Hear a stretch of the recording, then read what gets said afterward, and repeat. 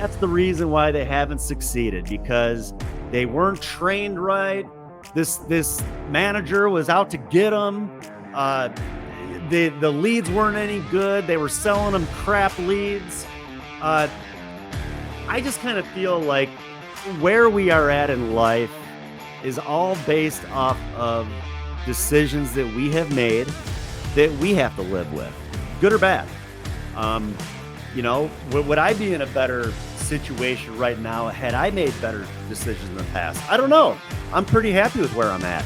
But again, I mean, we have to hold ourselves accountable, and you can't play the blame game. You got to know going in that you are your own boss. You can't blame anybody but yourself, and you got to hold yourself accountable.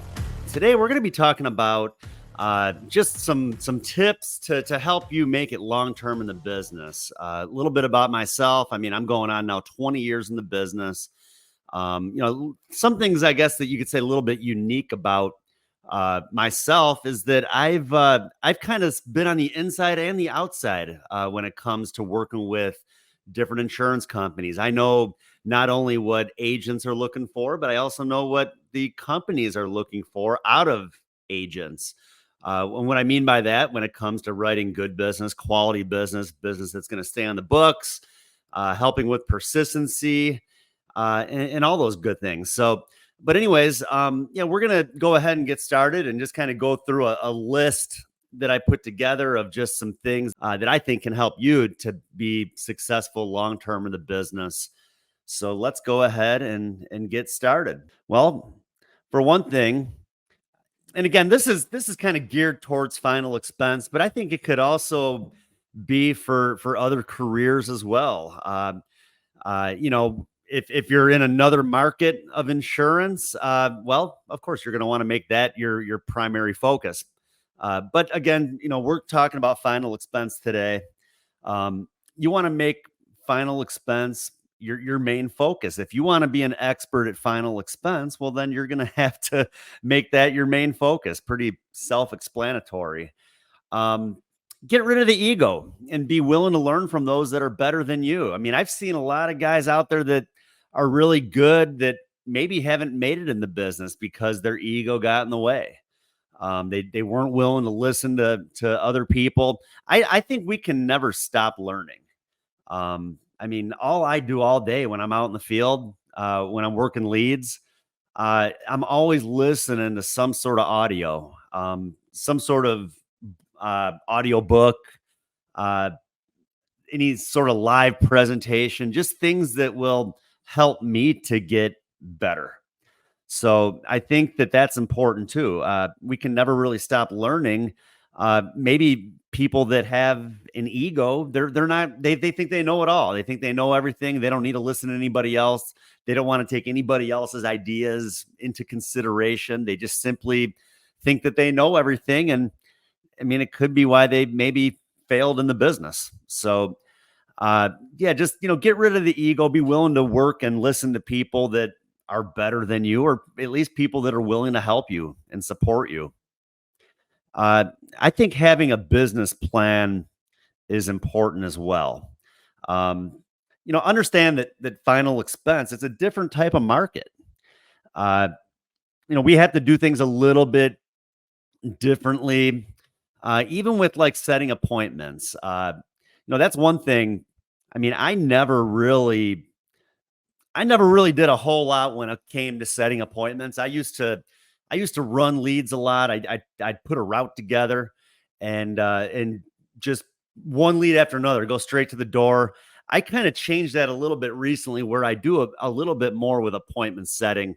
But even the appointment setters that I have, they know that you don't want to set up an appointment like further than a day out. If you want to set up appointments for Wednesday, well, you need to be calling on Tuesday. If you want to be setting appointments for Tuesday, well, then you need to be calling on Monday, and really not much further out than that.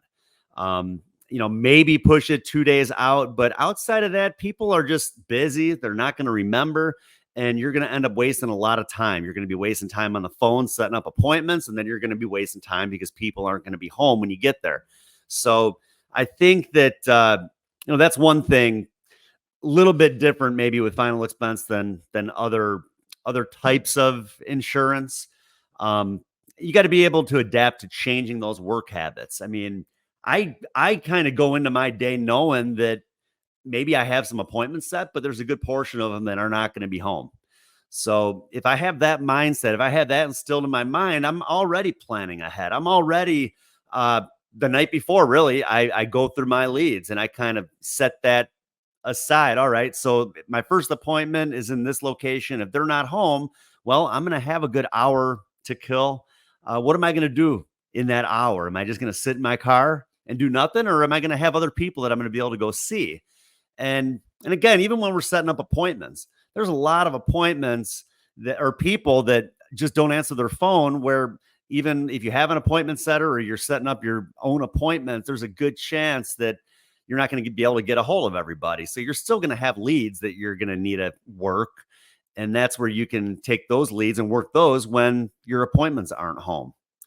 Uh, and then let's see what else we got here. Have a marketing budget and be disciplined with it. You got to be good at managing your money. You got to remember that leads are the name of the game, and you have to have that steady flow of leads on a regular basis. And you never want to take weeks off when it comes to ordering leads. We'll talk about that a little bit too, but and plan to live on half of what you earn. The reason I say live on half, you got to remember, well, for one thing, we're spending money on leads, but we're also having to pay in for taxes. One good thing though is that leads are a tax write-off. That's a business expense. So you can always, write off your leads. Of course, you can write off your mileage and all that stuff too. But have that budget set aside. I've seen some people in the past as well, really good at selling. They'd go out there, they'd write a ton of business, but then they just spent all their money and they didn't have anything set aside, and they were in and out of the business because they just were not able to keep going because they didn't have money for future lead orders. So, again, it's a business. You got to treat it like a business, and all businesses out there are expense involved. And that's just the big expense with our business is the expense for leads. But set that money aside. Like I said, 20% every commission you earn, set it aside like you never even saw it. And just set that money aside for the lead orders. When you're ready to place an order, then you already have the money sitting there that's just for that purpose. So, and then, like I said, too, plan to live on half. So you're able to take care of your taxes when that time comes.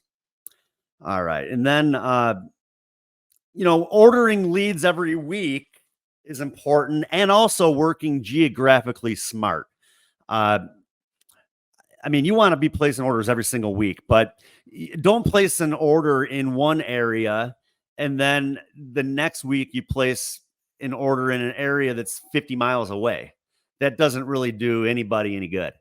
I mean, because then you're taking so much time away just driving all day. Where if you were geographically smart, I mean, God, especially direct mail leads. I mean, you can order direct mail leads by zip code. So I can place an order in one zip code, and I mean, I'm going to have 25, 30 people to see all within that one area.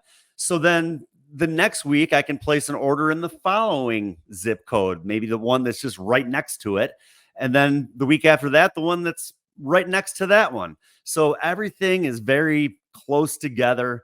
Even with appointments set, I mean, that puts you in a really nice small radius. I know with leads like Facebook leads, unfortunately, it's really hard to determine exactly where those leads are going to be coming in from and how far apart they're going to be. I know most vendors, they try to keep those orders within like maybe a 25-mile radius, but sometimes it could be up to 50 miles, I know.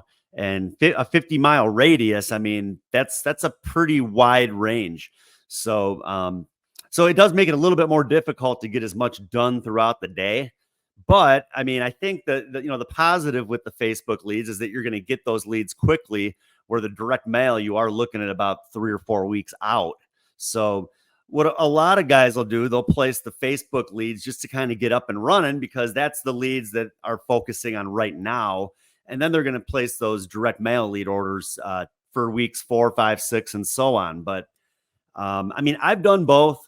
I've worked good Facebook leads. I've also worked good direct mail leads. And as much as I mean, there's no Facebook lead that is gonna, I guess, be any better than a direct mail lead. And to me, that's just because the leads are so much closer together on the direct mail, where I can just get so much more done throughout the day. But yeah, work geographically smart, very important. Um, and have some structure. Again, know what your day is going to look like. If you have appointments set, that's fine. Kind of like what I mentioned earlier. Plan as though those appointments are not going to be home, though, because then when they're not home, you're already going to kind of know your next move. You're going to kind of know already where you're going to be going next. Use a presentation. I think having that structure is very important. I've used a presentation for years. If you need a copy of it, let me know. I'd be more than happy to shoot you an email, and I can send you a copy of my script, my presentation. But just having that structure, it keeps you on path, I guess you could say, with kind of where you're going from the beginning of the sale to the end, where a lot of times your client, they might have questions in the middle and they could try to catch you off guard with things, stuff like that. But when you're following a presentation, it makes it a lot easier to kind of get right back on track with things. So that's one reason I think using a presentation is good. And I mean, we'll talk about this later too, but I think if you ever want to build a team, I think that's important too, because just having that system that's replicable is very important. And know your products, know the underwriting, know how to calculate premiums. All of that is important. There's so many of these different programs, even these rate calculators. I mean, I've used what is it? The insurance toolkit has been very useful. I've used that, and I mean that really makes your life a lot easier when it comes to underwriting. Over the last 7-8 months, I would say that it's really helped me to learn underwriting from just all of these different carriers out there. Where I was so focused forever on really primarily just working with like one company.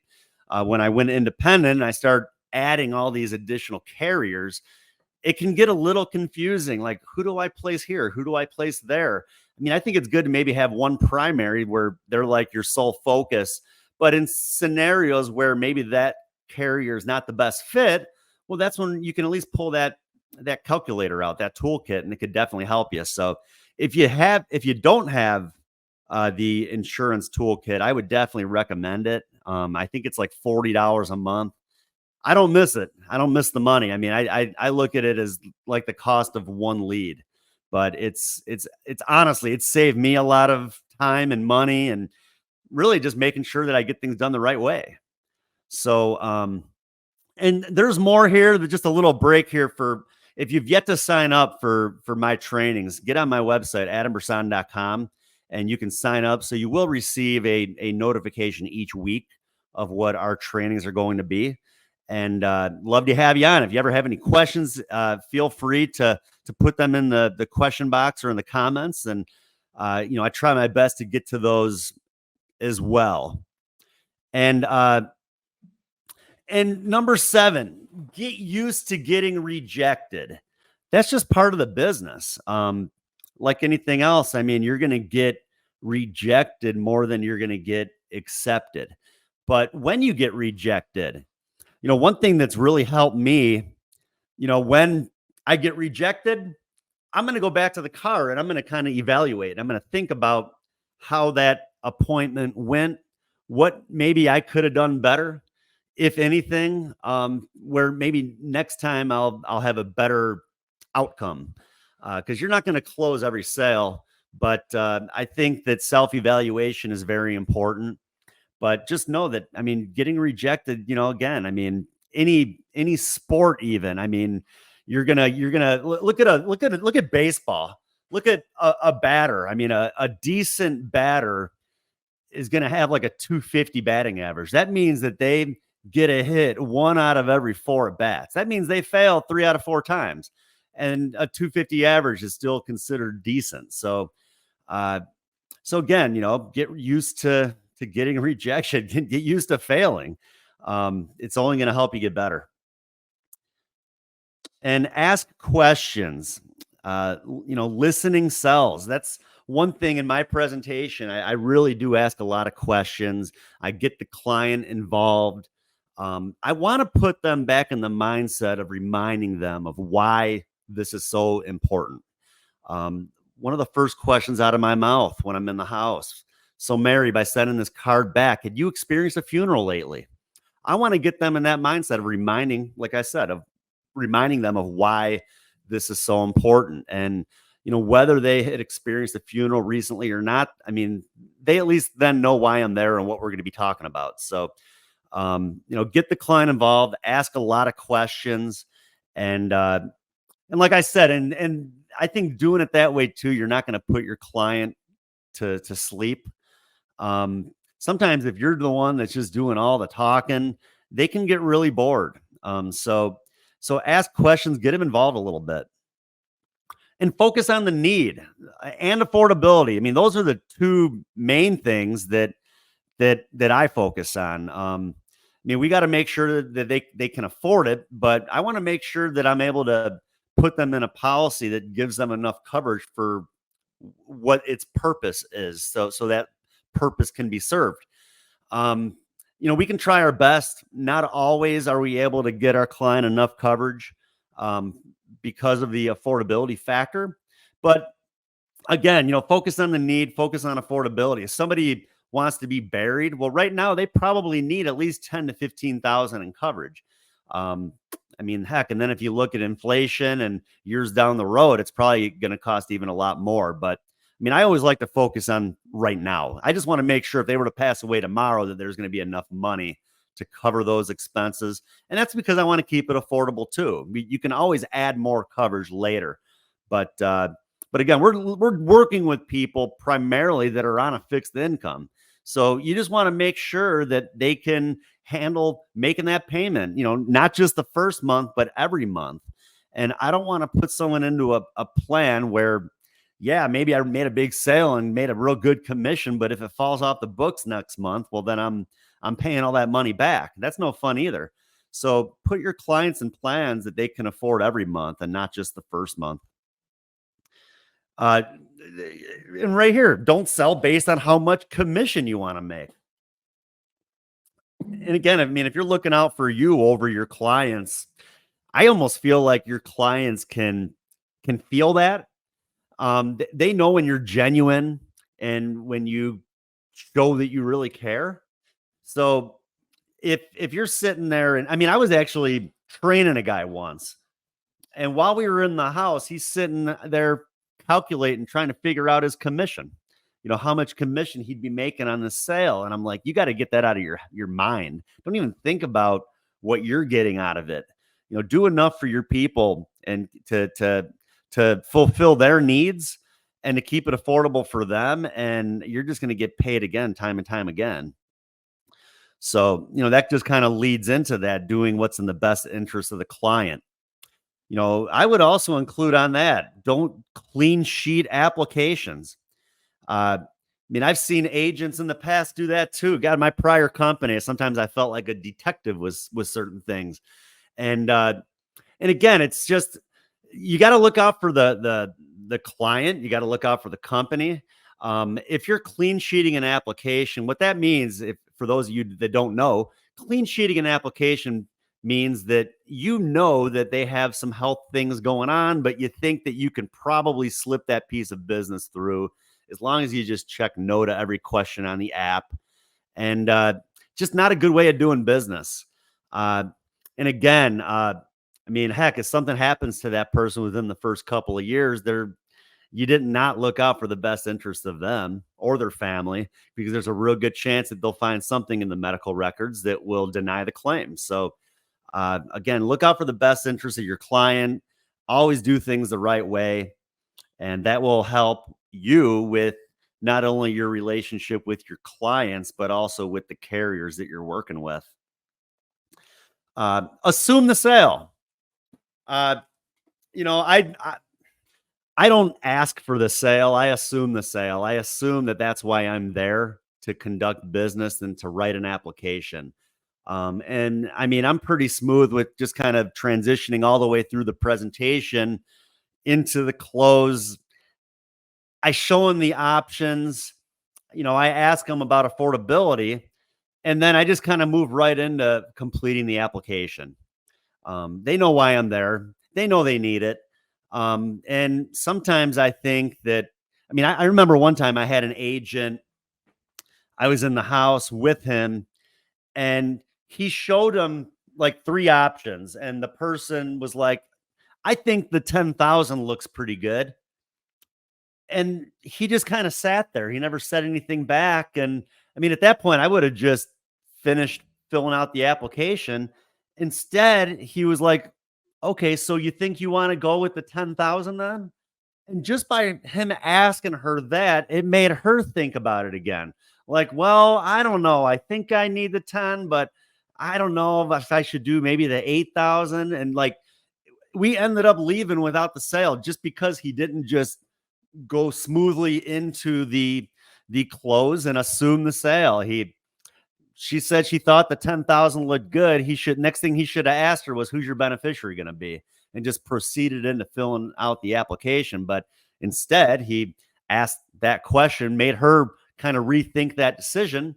We ended up walking out without a sale. So assume the sale and just kind of work towards that. And again, the presentation right into filling out the application. And obtain referrals. I talk about this a lot. Referrals are free leads. A referral is going to make up for all those people that slammed the door in your face, or just all those people that told you no. A referral, it's almost like a free sale. I mean, the great thing about a referral is that the person that just took out a policy with you, they have a good relationship with the person that they are referring to you. And so that person that you're going to go see, that's the referral, well, there's really not going to be a whole lot of barriers that you're going to have to break down. The trust factor is already going to be there, because the person that referred that person to you, that person knows that they already trust you, or they would not have given out that person's information. So yeah, referrals are great. If you're just making sales off of leads, and you tend to just get too excited that you just made a sale, that you walk out without a referral, you're walking away from a lot of additional business. And I mean, just do the math. I mean, even if you just wrote one or two referrals a week, I mean, heck, that could be another $1,000 to $2,000 a week in premium. And I mean, over the course of a year, I mean, that could be another $100,000 a year in income just off of referrals.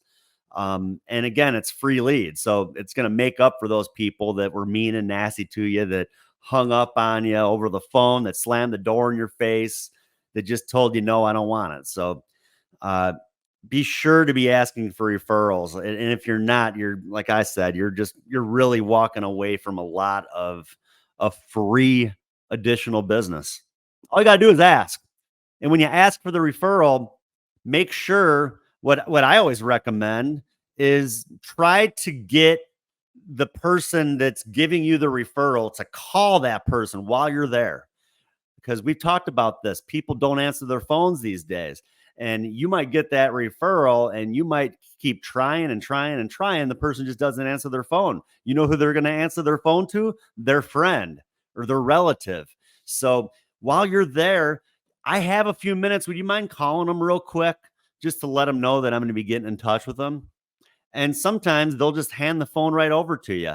And when they hand the phone over to me, I get on the phone. I say, you know what? I actually have a few minutes right now. You're not too far from here. I can just swing by right now. We can go through it. The sooner you can get on it, the better, of course. So again, referrals, don't miss out on the free business that you can earn off of the referrals that you can get. And we're not done yet. Still have some more, but just a little commercial here in the middle. Check out our agency, Unity Life Group. I'm the owner of Unity Life Group. As I mentioned, been in business now over 20 years. We're just kind of getting going with the agency. Been independent now for about 8 months. And, we offer in-home sales, telesales. We do have a lead program. We also have lead financing available for agents who need that. People that are motivated, that are ready to get out there and make some money, but they just don't have a lot to get started. It's a tough business if you don't have money for leads. We'll put the leads in your hands. You don't have to worry about figuring out ways to come up with that money up front. We'll make sure you have people to see, and you'll pay for those leads through the sales that you make. For more information, feel free to reach out to me too. Excellent opportunities to build a team. We do have high level contracts available if you're a team builder and you do need room to bring agents on, because that's important too. And we're working with multiple carriers. I mean, I do try to keep things simple. I don't really like writing business with like 10 or 20 different companies. I like to keep it pretty simple. Like I said, I use like a primary carrier, and then I have about maybe 2 or 3 others that I'll use on a regular basis. And then there's some one-offs here and there for some unique scenarios, but I don't think you need to overcomplicate it. I don't really think you need to have 20 different companies that all do the same things. Like I'm not collecting baseball cards. I don't need all these different contracts. Just keep it simple. But anyways, like I mentioned, feel free to reach out to me. I'd be more than happy to set up a call to see if you might be a good fit for what we have going on here. So number 14, stop avoiding your fears. Again, like I said earlier, we do things a little bit different in Final Expense. We go straight to the door on a lot of the leads, and sometimes agents are just not comfortable with that. Even a presentation. I mean, I had a guy one time tell me that he couldn't get out in the field yet because he didn't have his presentation down. And it's like, how are you going to learn your presentation? The best way to learn your presentation is to go out and do it. And your client, your prospect, they're not going to know your presentation. They don't know what you're supposed to say next or what's right and what's wrong. The best way you're going to learn is just to get out there and do it. And yeah, one guy, this guy, I can't get out there yet because I just don't have my presentation down. Well, get out there and just do it. I mean, that's how you're going to get better at it. And door knocking, same thing. Sometimes agents are uncomfortable just going straight to somebody's door. You got to get over it. I just kind of look at, you got to do whatever it takes when it comes to this business. When we're paying for leads, I mean, you want to get as much out of those leads as you can. And if all you're doing is calling and setting up appointments, or if you have an appointment setter, I was telling Chris Smith this last week that I think the appointment setter is great, but I think a lot of agents might get a little too comfortable with having those preset appointments where they're not going to want to go out and work the leads in between and stuff like that. And the problem with that, like I said earlier, a lot of these leads, the appointment setters, even, they're not going to be able to get a hold of. People just don't answer their phones. There's going to be a lot of wasted leads if all you're doing is just door knocking the leads. So, just got to get over that fear of door knocking, get out there and just do it. And again, you just have to be very assumptive. They filled out that card for a reason, and they know what it's about. It's just a matter of us going out there to see them and doing what we can to help them get it. Work at least 40 hours a week. To me, 40 hours is like bare minimum. I mean, even myself right now these days, Monday and Friday are my office days. And then Tuesday, Wednesday, and Thursday, I'm out in the field.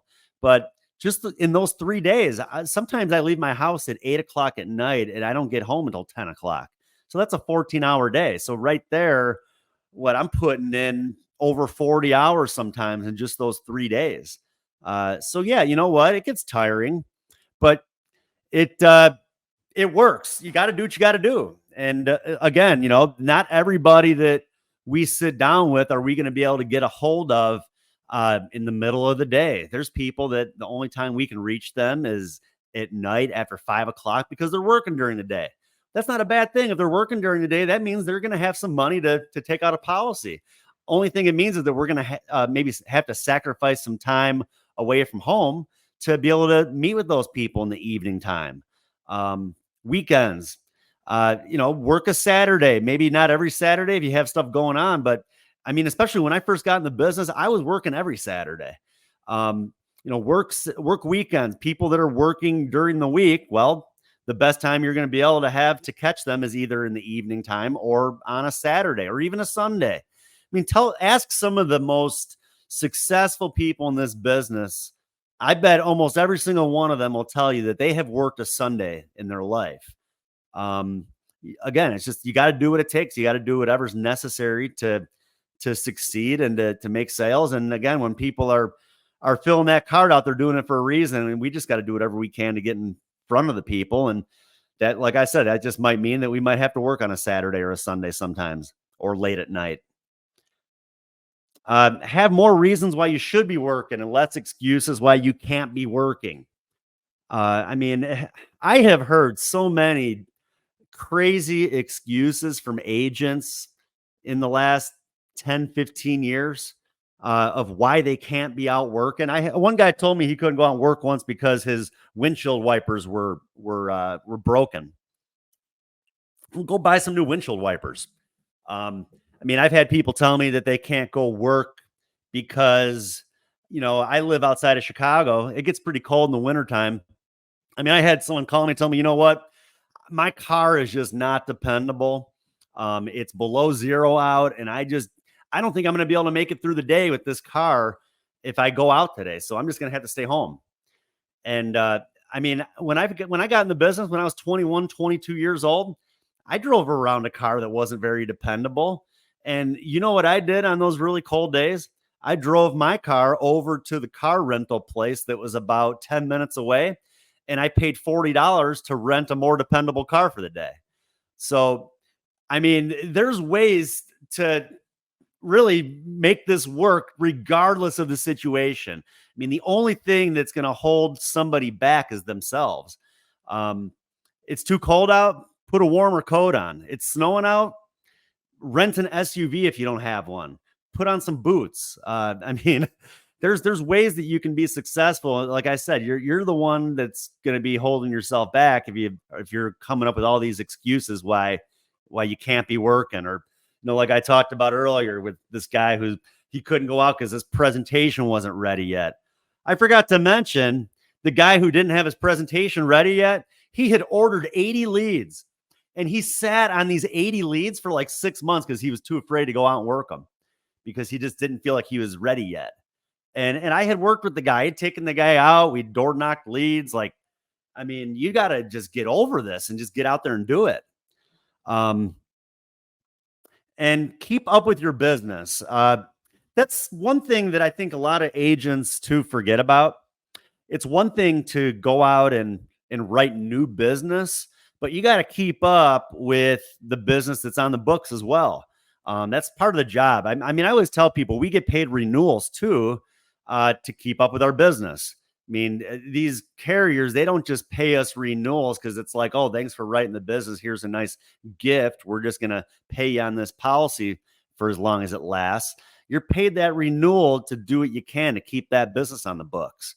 And so when you get an email about an NSF, a payment not going through, insufficient funds, it's your job to get on the phone and to call that client and do what you can to get that payment put in. And it's to your client's benefit. They took this policy out for a reason. They didn't take the policy out with the intention of losing it. I mean, I've seen situations where clients don't even realize that the payment was missed. And if you don't call them, there's a good chance that policy could lapse. What happens if that policy lapses? Something happens with your client. They think that they have coverage, and then the family's in trouble. So, again, just keep up with your business. And it's going to help too yourself. It's going to help you when it comes to building those renewals and building that residual income. And just remember, it's a marathon. It's not a sprint. Um, I've seen a lot of guys in this business too, brand new people where they're all motivated, ready to go right off the bat. I mean, I've taken people out and I field trained them and I've worked leads with them. And I mean, I remember one guy I took out. We probably wrote 5 or 6 thousand in premium like the first day that we were out in the field. And I'll be honest, when I take an agent out and have a day like that, it kind of scares me because it's almost like false expectations. Like they think that they're going to go out and have a day like that right away. And unfortunately, that's not how every day is. And I mean, I've had people go out and they run leads and fall flat on their face and they're in and out of the business. And it's like, if this didn't work, I would have found something else to do by now. I'm 20 years in, it works, but you got to stick with it. And the good days are definitely going to make up for the bad.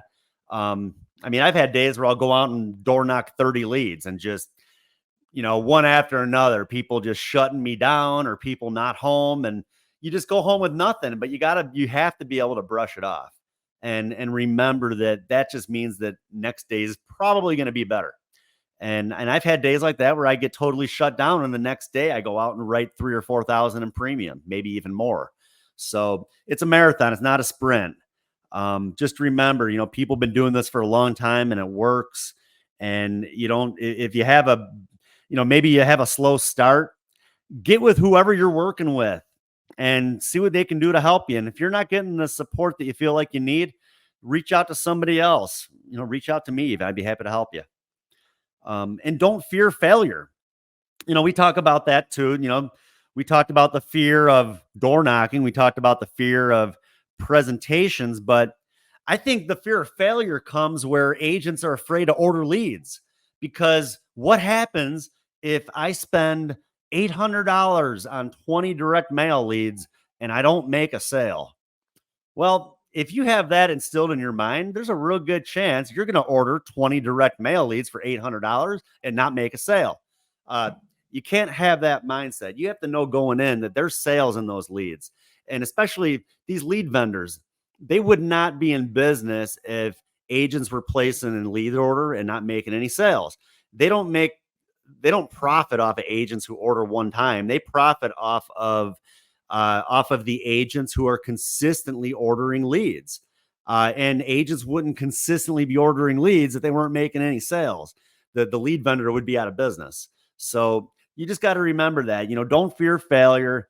Go in with the mindset of knowing that there's going to be some sales to be made on these leads. And I mean, there's no reason on 20 direct mail leads. I mean, you should at least be able to write, I'd say at least 4 of them, 4 to 6 on average. But if you had, like I said, if you had that instilled in your mind that you're just worried about spending money on leads, you're not going to make any sales because you're going to already just kind of have that negative attitude, that negative mindset going into it. And that's, another thing too, agents complaining about the verbiage on a lead card. Oh, this direct mail lead, it doesn't say the word life insurance on it. You know how many leads I've worked that don't say life insurance on them, and I've made a heck of a lot of sales off of. Even like the Walmart gift card lead. All those people are going to be thinking about is this free gift card. Well, if that's all you're thinking about, there's a good chance that that's what your clients are going to be thinking about, or your prospects. So much of this business, I think, is just mindset.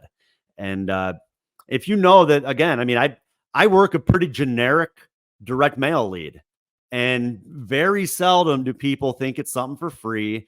Very seldom do they think it's just something that's from the government. Pretty much everybody I sit down with, they know it's about insurance. They just know that that's just kind of how the verbiage is on the lead card. But maybe that's just because what I think. That's how I think. And that's how I present myself. Keep it simple. Like I talked about.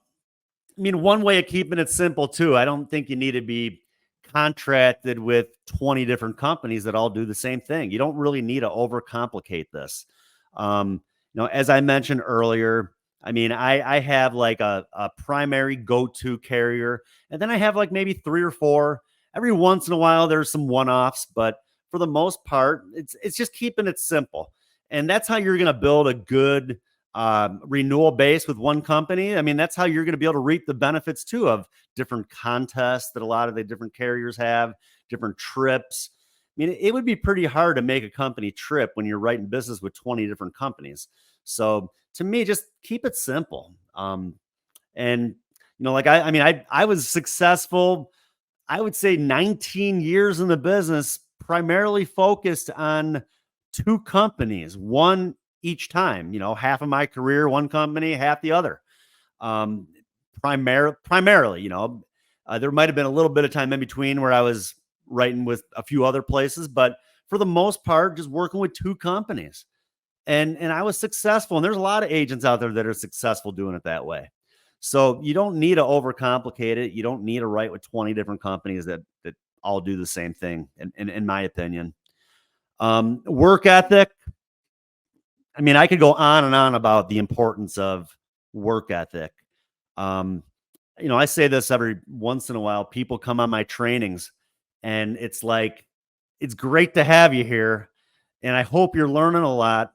But if you're not willing to go out and utilize all this stuff that you're learning, what's the point of even coming on here? Work ethic is key. I mean, if you take all this in, but then you can't get your butt out of bed in the morning, there's no sense in even taking the first step of hopping on the trainings. You got to be self-motivated. You got to be willing to get out there and work, and you got to be willing to put the time in. Like I said, you got to be willing to do whatever's necessary when it comes to get in front of people, working the leads, and working late hours, working long hours, working weekends if you have to. That's just part of the business. Again, it's a unique business, and that you are your own business owner for the most part. You're setting your own hours. There is a lot of flexibility there, but you got to be able to handle that independence. And I mean, I've seen some people that can't handle that independence. They come from captive situations where maybe they were told they had to be at the office at a certain time and they had to do this at a certain time. You got to be able to handle that side of the business yourself. And if you can't, maybe go work for a captive company where you're going to maybe be held back a little bit income wise, but you'll have somebody that would at least be able to discipline you if you're not able to discipline yourself. Set goals. Having an annual goal, a monthly goal, a weekly goal, and a daily goal. These could be production goals. These could be things that you need or things that you want for your family. I mean, maybe you know that you need a new car. Maybe you have kids you got to put through school. Maybe you have a mortgage, or maybe you want to purchase a new home. I mean, to me, those are goals. But in my opinion, I would set production goals. And with those production goals, then I'm going to be able to figure out, based off of how much business I'm writing, how I'm going to be able to reach those other goals of maybe needing a new house, or putting a kid through school, or just having bills that I need to make sure are paid every month. And I would break it down once you kind of figure out. I mean, it's pretty simple. If you put all of your goals together and you realize that, well, in order to hit the income I need to hit, I need to write 150,000 in premium this year. Well, then break that down into a monthly goal, and then break that down into a weekly goal, and then break it down into a daily goal. And sometimes I think too, when people think about production, I think that especially new agents, they hear people writing like $5,000 a premium in a week, and they think that that's a lot. Like, wow, how did the guy do that? And to me, I think it sounds like a lot, but I think if you break it down into smaller numbers, it becomes much more achievable. For instance, someone might tell me that they want to write 3,000 in premium for their week. I mean, that's a decent week. That's 12,000 a month in premium. Well, some people might think that sounds like a lot. To me, I don't really think it is. But for a new agent, I think that that's a pretty achievable goal. But let's break that down into a smaller number. How about you write $50 of monthly premium a day, Monday through Friday? That's your daily goal. $50 a month, Monday through Friday. Well, if you do that, well, let's see, $50 times 12 is $600, 5 days. There's your 3,000 in premium for the week. So I think if you break it down into smaller numbers, it does make it feel a little bit more achievable. But if you hit that one app, that $50 a month app at 10 o'clock in the morning on Monday, well, don't just go home and say, I hit my 50 for the day, because we don't know how the rest of the week is going to go. So, I mean, heck, the more you write, the better. Yeah, if anything, set goals that are almost to the point where you feel like they're too hard to achieve. I would rather come short on a goal that's too hard than hit a goal that in my mind was just too easy to achieve. Um, and if you can go after those big goals, you're going to end up becoming much more successful and making a heck of a lot more money. Uh, and just do that little extra. That little extra could be anything. That little extra could be uh, working referrals. It could be knocking on some doors around the house of the leads that you have. That's another thing to keep in mind. A lot of the people that we work with, uh, the leads, uh, people that are in their neighborhood, a good portion of them are more than likely in the same scenario. A lot of them are like in the same age group, the same income. So it's great if you want to help the person that you're there to see, but if you have some time, why don't knock a few doors around that house? I mean, right there, that's just doing that little bit of extra. Um, Even like senior seminars, and I have a training on this too. We talk about the just different activities that you can do outside of working leads. Go back on my YouTube, and I'd say maybe 5 or 6 weeks ago, I did a training on that. And there's some pretty good information on there as well that can help you when it comes to doing that little extra, you could say. Don't miss out on the growth potential. Now, that's not for everybody. I mean, I'd say my first 7, 8 years in the business, I really didn't know a whole lot about the growth potential. I went out and I wrote business and I made money and I was happy. I was making company conventions. I was on a company convention with one of my prior companies. I'd say this was probably back in maybe 2012 or 2013. And I met this guy. He was making $100,000 a month. And I'm like, I'm not making that kind of money. What the heck is this guy doing that I'm not doing?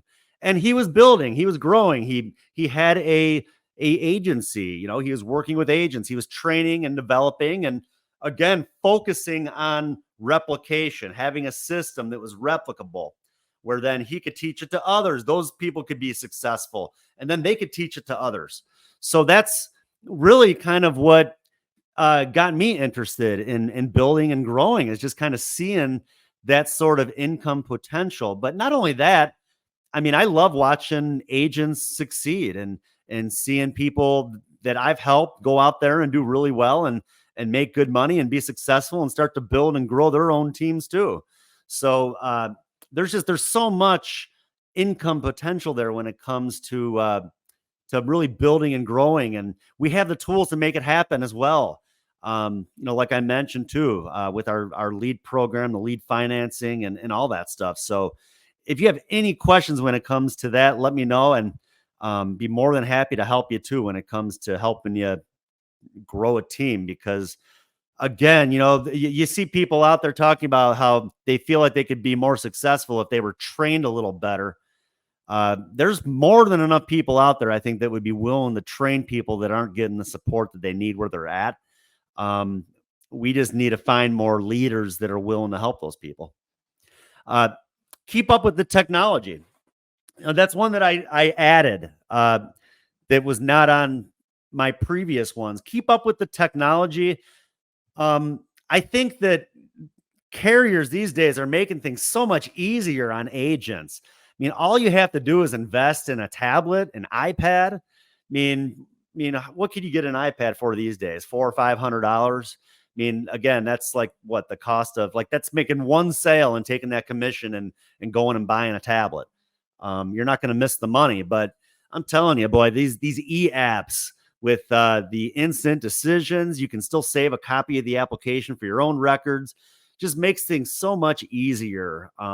Keep up with the technology. If you're still writing paper applications, you're a little bit behind, because you can submit a paper app, but then it still has to go through underwriting. It still could end up coming back with a different decision, and then you just caused more work for yourself. So just these e-apps that make it so easy with the instant decision.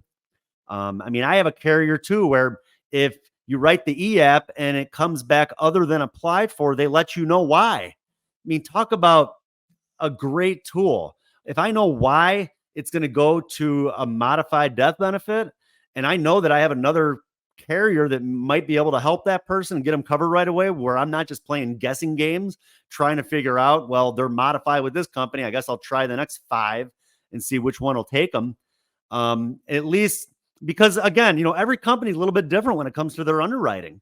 And where one company might feel like one condition is serious, another company might be like, well, we think it's okay, we'll cover that person from the very first day. So if I can use that tool and still be able to help somebody and do what I can to get them covered from the very first day, I mean, that really should be the ultimate goal, to do what we can to get people covered right away where they don't have to wait. So, but take advantage of the technology. And I'm telling you, I mean, it makes a huge difference, these e-apps. And even like I talked about earlier, that toolkit, the calculator, that definitely, if you're not using that, I mean, you're a little bit behind with things, because it's definitely going to make your life a heck of a lot easier. Good or bad, always hold yourself accountable. You can't play the blame game. And I mean, that's something too. Agents that just, everything is always somebody else's fault. That's the reason why they haven't succeeded, because they weren't trained right. This manager was out to get them. The leads weren't any good. They were selling them crap leads. I just kind of feel like where we are at in life is all based off of decisions that we have made that we have to live with, good or bad. Would I be in a better situation right now had I made better decisions in the past? I don't know. I'm pretty happy with where I'm at. But again, I mean, we have to hold ourselves accountable, and you can't play the blame game. You got to know going in that you are your own boss. You can't blame anybody but yourself, and you got to hold yourself accountable. And lastly, you just got to love what you do. I mean, I think that, I'm sure you guys can tell I love what I do. I have a passion for what I do, but you got to have that as well. You got to you got to love what you do. I think the clients, even your prospects, I think they can tell the difference too. They can tell an agent that's truly passionate and cares about what they're doing. They can also tell those that are just kind of there to help, but just to kind of make a commission and to write an application. And I don't know, maybe that's why I close so much business, because when I walk in, the clients can tell that I truly care about what I do, and that I want to do what I can to help them to make the worst day in their family's life a little bit easier, because I was able to help them and put them into something that is going to help their family when they're really going to need it. So yeah, that's really about it. Thank you so much for coming on today. Doesn't look like I really have any questions today, so I hope this made sense. I see one agent had asked if I could send them a copy of my presentation. I'd be happy to. I'll be sure to get that sent to you. And then let's see. Feel free to check out my training. And then again, I load these recordings. I know these recordings are live on LinkedIn. They're also live on Facebook, but I do load these on YouTube. So if you want to go back and watch it again and take some notes, feel free to do so. And thanks again. If you need me, if you have any questions, feel free to reach out. There's my contact information. Feel free to give me a call, shoot me an email, inquire on one of our websites. And I hope you have a great week. And if you need anything, feel free to reach out. Thanks again.